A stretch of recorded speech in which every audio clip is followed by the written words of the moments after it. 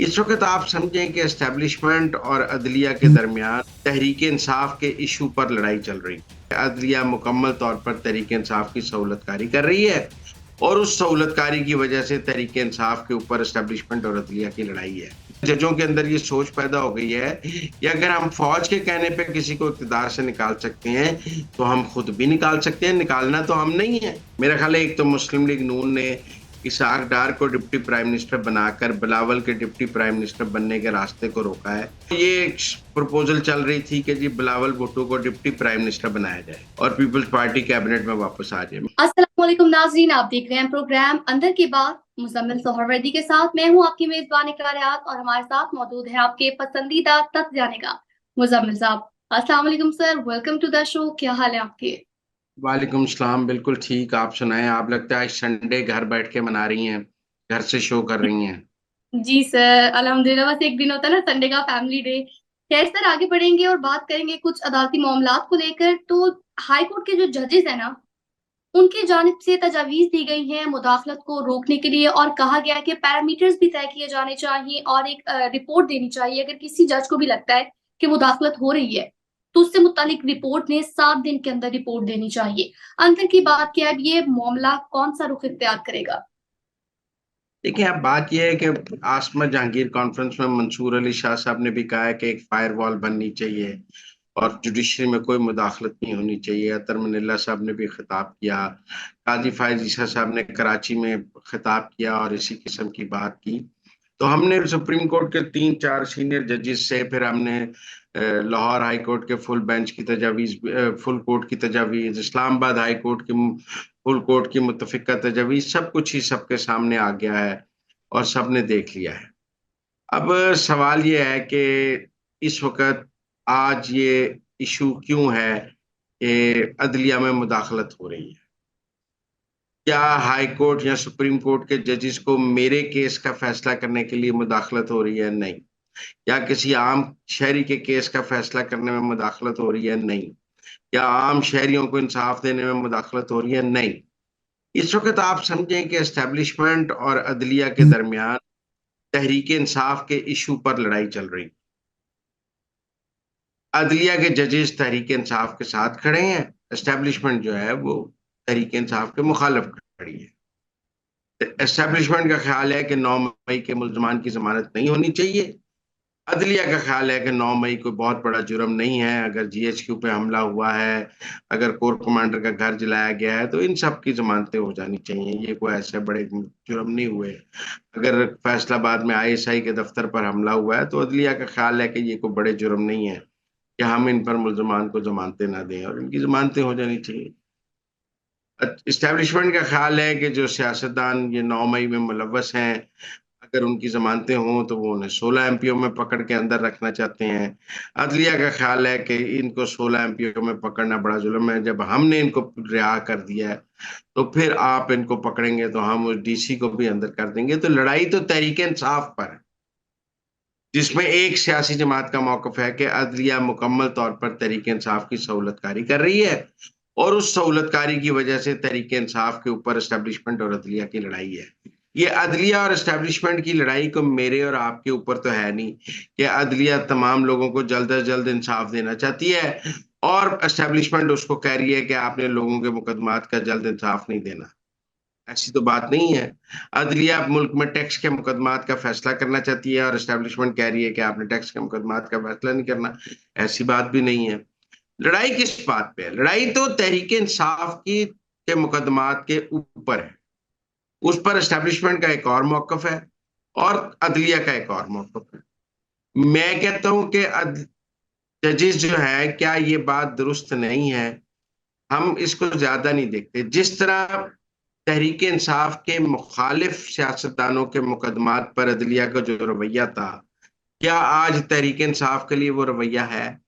तो फिर यकसा निजाम इंसाफ नहीं। वो सियासतदान कहते हैं, मतलब आशियाना वाले कहते हैं कि हमारी तो 2-2 साल जमानत नहीं हुई, जबकि उसमें कोई कसूर भी नहीं था। ना सरकार का कोई पैसा लगा, ना कोई टेंडर हुआ, ना कुछ हुआ, ना कुछ हुआ। 2 साल जमानत नहीं हुई, आपने अंदर रखा, मुल्क का कायदे इख्तलाफ भी अंदर रखा।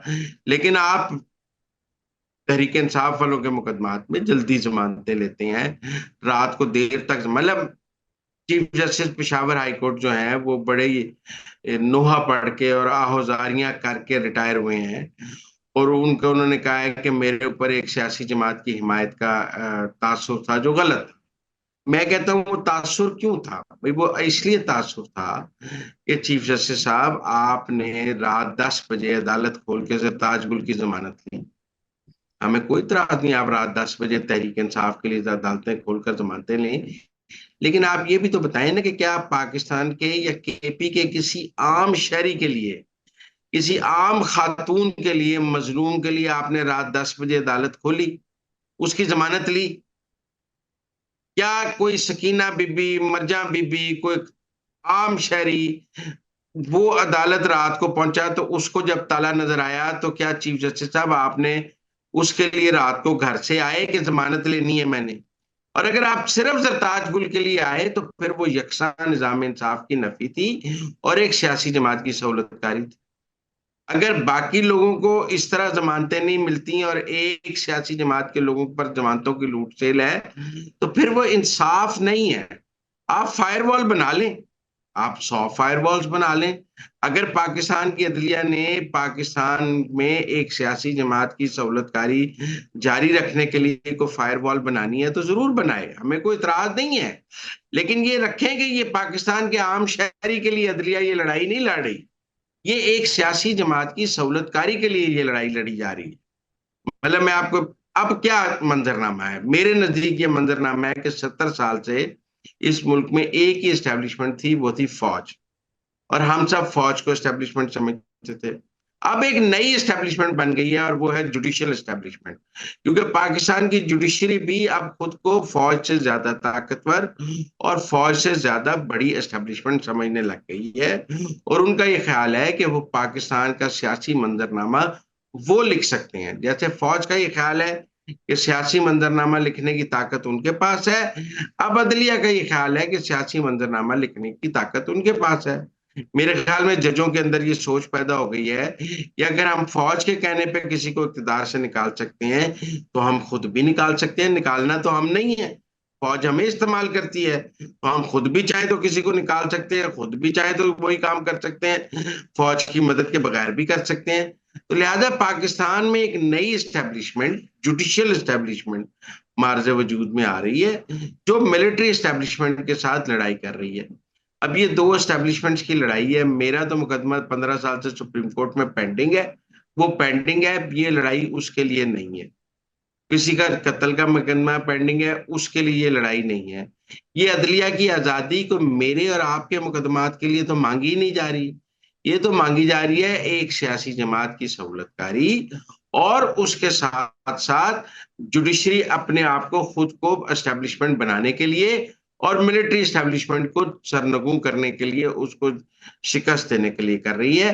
तो मेरा ख्याल है कि ये जो जितनी जजेस तकारीर कर रहे हैं कि हम फायर वॉल बना देंगे, हम मुदाखलत बर्दाश्त नहीं करेंगे, हम ये भी सवाल करना चाहते हैं कि जब अदलिया जो है वो री राइटिंग ऑफ द कॉन्स्टिट्यूशन करे, एक सियासी जमात की सहूलतकारी करे, जब अदलिया यकसा निजाम इंसाफ की नफी करे, तो फिर केड़ी मानू मासी कहिए, किसका दरवाजा जाके खटकाए हम?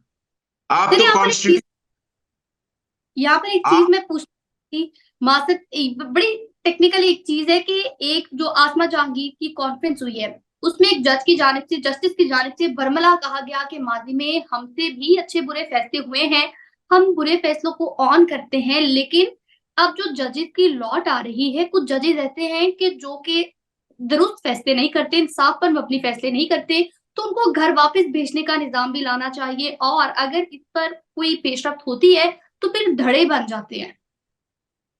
देखिए, अदलिया के अंदर एहतसाब का निजाम बहुत कमजोर है। मैं आपको बताऊं, अदलिया के अंदर ये एक मज़ाहिर अली नकवी निकालने से आप ये नहीं कह सकते कि अदलिया में कोई बहुत शानदार एहतसाब का निजाम है। अदलिया में कोई एहतसाब का निजाम नहीं है। ये जज एक दूसरे का एहतसाब नहीं करते जब तक पानी सर से ना गुजर जाए। मैं आपको बड़ी सिंपल बात बताऊं, अदलिया में करप्शन बहुत है, ये माने नीचे सिविल जज से लेके ऊपर तक करप्शन है, लूट मार है, बंदर बांट है, इनकी लाखों रुपए तनख्वाहें हैं, फिर भी करप्शन है। एक तारीख लेने के लिए करप्शन है, पैसे देने पड़ते हैं। जज की नाक के नीचे बैठा हुआ रीडर पैसे लेता है, जज की मर्जी के बगैर लेता है। मैं नहीं ये बात मानता। तो अदलिया के अंदर एहतसाब का कोई निजाम नहीं है। अदलिया के अंदर गलत फैसलों पर एहतसाब का कोई निजाम नहीं है। गैर कानूनी और गैर आईनी फैसलों पर एहतसाब का कोई निजाम नहीं है। आइन से मारवा फैसलों पर एहतसाब का कोई निजाम नहीं है। गैर आईनी फैसलों पर एहतसाब का कोई निजाम नहीं है। बल्कि कवर है। जब ये कहा जाता है कि ये फैसला आइन से मुतसादम है, तो कोई तरीक़ाकार ही नहीं है कि आप उस फैसले को गलत करार दे सकें। अदलिया एक मुकद्दस गाय है। उस मुकद्दस गाय ने अपने इख्तियारात से तजावुज शुरू किया है। और सियासी मुदा आप कहती हैं अदलिया के अंदर मुदाखलत है, मैं कहता हूं अदलिया पाकिस्तान की सियासत में मुदाखलत कर रही है। उसका हम क्या करें? जो अदलिया सियासी मुदाखलत कर रही है और अदलिया सहूलतकारी कर रही है सियासतदानों की, एक सियासी जमात की, उसका भी तो कोई जवाब देना।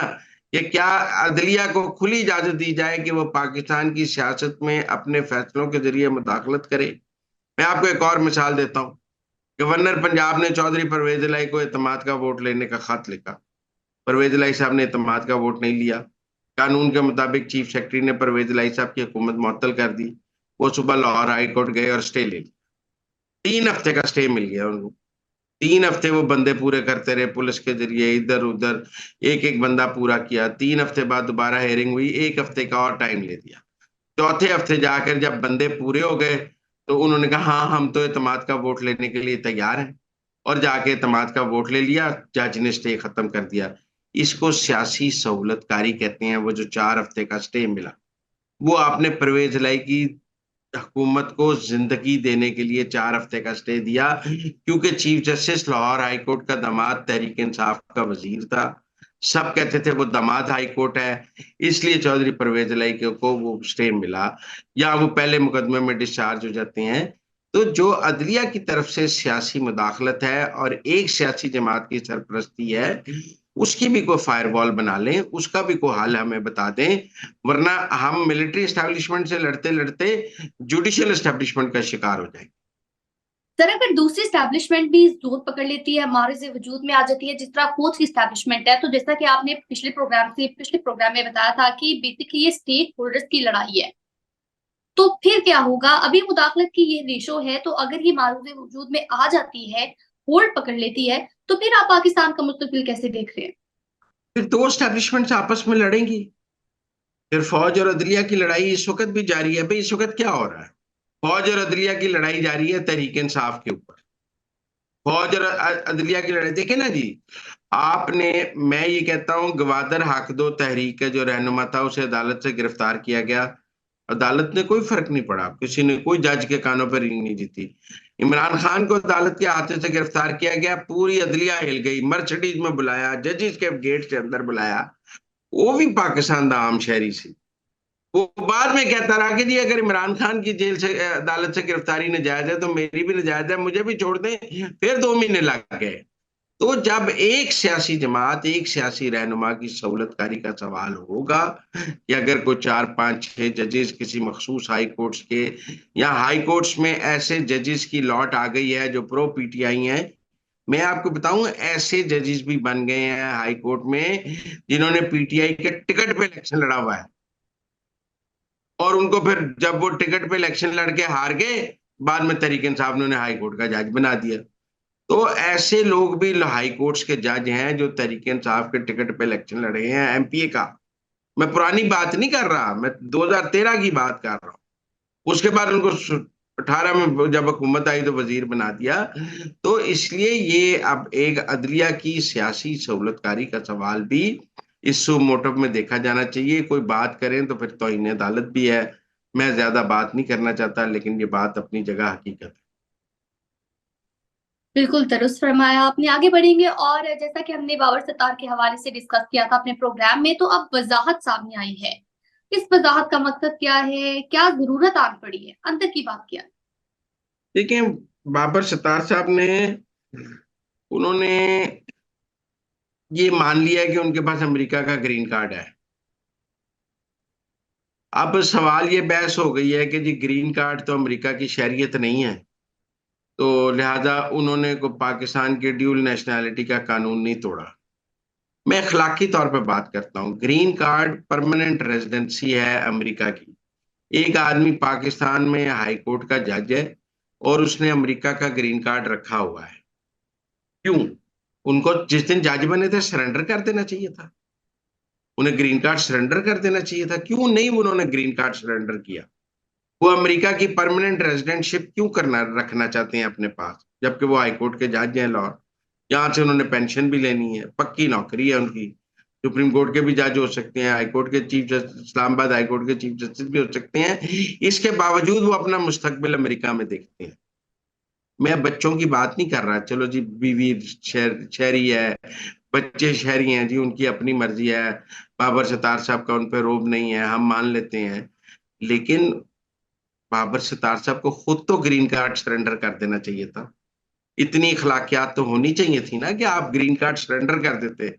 या आपने इस्लामाबाद हाईकोर्ट का जज रहते हुए भी ग्रीन कार्ड अपने पास रखा हुआ है, तो उसके बाद आप वजाहत भी जारी कर रहे हैं कि हाँ मेरे पास ग्रीन कार्ड तो है।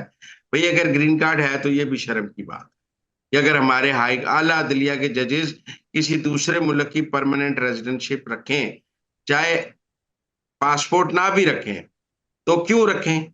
उन्होंने क्या पाकिस्तान के आम शहर उनका, फिर हम ये कह सकते हैं कि उनके पाकिस्तान में स्टेक्स नहीं है? वो एक ट्रांजिट लाउंज में पाकिस्तान में बैठे हैं। मैं तो ये समझता हूं कि जिस सियासतदान के पास भी ग्रीन कार्ड है, जिस ब्यूरोक्रेट के पास है, जिस जज के पास है, वो एलिजिबल नहीं है। इखलाकी तौर पर भी एलिजिबल नहीं है। अगर कानून में कुछ हुक्म मौजूद है, मैं इसको इखलाकी तौर पर भी दुरुस्त नहीं समझता। वो बड़े अपराइट जज बनते हैं और उनको वो समझते हैं उनकी इंटेग्रिटी बहुत ऊपर है। तो एक इतने अपराइट जज और इंटेग्रिटी ऊपर रखने वाले को ग्रीन कार्ड नहीं रखना चाहिए। बाकी उन्होंने ये भी मान लिया है कि वो अपनी वालदा के स्कूल के लीगल काउंसिल है, उसके लीगल एडवाइजर उनकी फर्म है। अब ये देखना पड़ेगा, मुझे फैक्ट्स नहीं पता। अभी तो यही कहा जा रहा है कि उन्होंने वो अपनी वालदा का कोई केस सुना है जिसकी उनकी फर्म लीगल है। तो ये देखना पड़ेगा ये मिसकॉन्डक्ट में है या नहीं है, उन्होंने सुना भी है या नहीं सुना है। लेकिन बहरहाल जो जजेस हों उनको कम से कम अपने चैम्बर बंद कर देने चाहिए। मज़ाहिर अली नकवी साहब के भी बेटे चैम्बर चला रहे थे, बाप जज था। अगर बाबर सत्तार साहब का भी चैम्बर चल रहा है और वो जज है, मैं समझता हूँ कि जजेस को के प्राइवेट चैम्बर्स बंद होने चाहिए। ये जो जजेस के प्राइवेट चैम्बर्स हैं ये भी दुकानें हैं। बंदा जज के चैम्बर से जाता ही इसलिए कि उन्हें जज कर लेना है। अगर बाबर सत्तार साहब का चैम्बर अभी भी ऑपरेटिव है तो वो नहीं होना। सर, सियासी मंजरनामे से खबर शामिल करेंगे, कुछ बात करेंगे मौलाना फजलुर रहमान को लेकर। तो मौलाना फजलुर रहमान की जानिब से एक फिर दबंग बयान सामने आया है। उनके जानिब से ये कहा गया है कि कुछ पसे पर्दा ऐसी कुव्वतें हैं, वो कुव्वतें ऐसी हैं जो कि अवाम के वोट पर डाका डालती हैं। डाका डाल हम्म। के भी उनका दिल नहीं भरता। और उनकी जानिब से ये भी कहा गया है कि अब जितने फैसले होने थे वो हो चुके हैं, अब जो नए फैसले होंगे ना, वो मैदान में होंगे, ऐवान में नहीं। देखिए मौलाना फजलुर रहमान साहब, मैं कह रहा हूँ दो किश्तियों के सवार हैं। उनके समधी तो पिशावर आई केपी के गवर्नर है अभी तक। ਕਿਹੜੇ मैदान च उन्होंने फैसला करना है? लाहौर के मैदान च करना है, कराची के मैदान च करना है, कोयटा के मैदान च करना है, या पिशावर? इलेक्शन वो केपी में हारे हैं, पंजाब में तो उन्होंने उम्मीदवार ही खड़े नहीं किए थे। वो बता दें पंजाब में उनके कितने उम्मीदवार थे और कितने वोट मिले। इलेक्शन रौला केपी का है।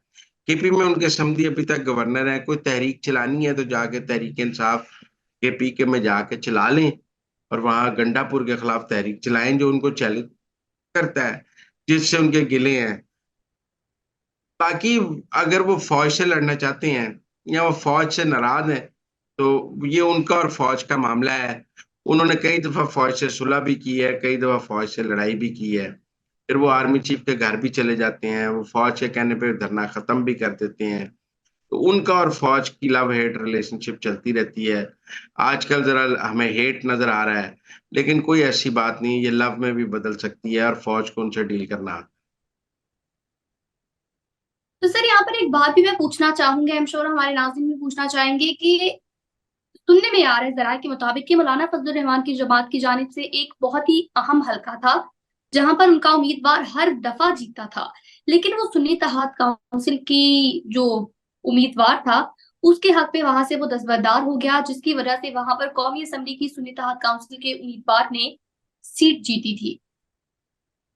और ये इस तरह से उनका रास्ता। देखिए, ये गिला सुन्नी तात कौंसल वो आसफा भुट्टो वाली सीट पे भी कर रही है कि हमारा बंदा बिठा लिया गया।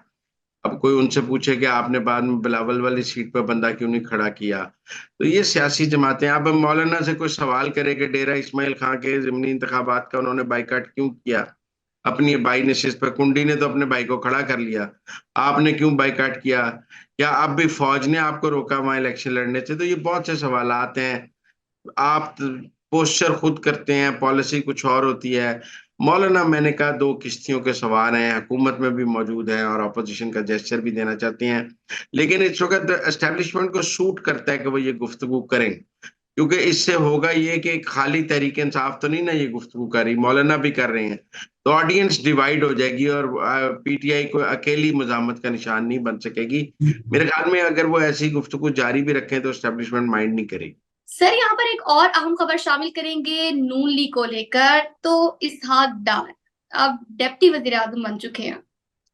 इस तमाम तर तनाजुर को आप कैसे देखते हैं? उनका डिप्टी वजीर आजम बनना पाकिस्तान की जो सियासी सूरत हाल है उसमें क्या असर रखेगा? देखिए, उनके डिप्टी वजीर आजम बनने को दो तरह देखा जा रहा है। एक तो ये है राय है कि पीपल्स पार्टी वापस कैबिनेट में आना चाह रही थी और उनका ख्याल था कि उनको अब वजारतें ले लेनी चाहिए, और वो गलत फैसला हो गया वजारतें ना लेने का। हुकूमत तो चल पड़ी है, सारा कुछ हो गया है, इकॉनमी भी ठीक हो रही है, तो बाहर बैठने का फायदा कोई नहीं है। तो वो ये प्रपोजल चल रही थी कि जी बिलावल भुट्टो को डिप्टी प्राइम मिनिस्टर बनाया जाए और पीपल्स पार्टी कैबिनेट में वापस आ जाए। मेरा ख्याल है एक तो मुस्लिम लीग नून ने इसहाक डार को डिप्टी प्राइम मिनिस्टर बनाकर बिलावल के डिप्टी प्राइम मिनिस्टर बनने के रास्ते को रोका है कि अगर आप बिलावल ने आना है तो एक आम वजीर के तौर पे आना है, वो डिप्टी प्राइम मिनिस्टर की स्लॉट पर नजर नहीं रख सकते। वो कहेंगे जी हमने तो डार साहब को बना दिया है, तो दो डिप्टी प्राइम मिनिस्टर कैसे हो सकते हैं। तो एक तो मुझे स्ट्रेटेजिकली लगता है कि कहीं ना कहीं जब ये मुस्लिम लीग नून को सुन गुन मिली कि पीपल्स पार्टी वापस आने के लिए हाथ पांव मार रही है और बिलावल के लिए डिप्टी प्राइम मिनिस्टर का ओहदा मांगा जाएगा और प्रेशर डाला जाएगा कि आप बिलावल को डिप्टी प्राइम मिनिस्टर बनाएं, तो मेरे ख्याल में उन्होंने ये स्लॉट फुल किया है ताकि पीपल्स पार्टी मांग ही ना सके। इसीलिए कुंडी साहब ने फौरन ही मुबारकबाद दे दी कि बिलावल तो नहीं बनना चाहते थे। भाई बिलावल बनना चाहते थे तो उन्होंने, वरना पाकिस्तान में डिप्टी प्राइम मिनिस्टर तो एक परवेज ला ही रहे हैं। उस वक्त भी पीपल्स पार्टी की हुकूमत नहीं बन रही थी और उन्होंने राजा परवेज अशरफ के वोट काफ लीग से लेने थे, उन वोटों के एवज उन्होंने परवेज लाई को डिप्टी प्राइम मिनिस्टर बनाया। तो अब भी पीपल्स पार्टी ने डिप्टी प्राइम मिनिस्टर के ओहदे पर आंख रखी हुई थी। दूसरी राय ये है कि डार साहब जो है वो इकोनॉमी के बगैर नहीं रह सकते, फिनांस के बगैर। वो डिप्टी प्राइम मिनिस्टर बन के अब फिनांस में मुदाखलत करेंगे। और एक राय ये भी है कि इससे जो है फौज नाराज हो जाएगी और फौज का और फिर मुस्लिम लीग नून का फटा चल पड़ेगा। ये राय भी सामने आ रही है।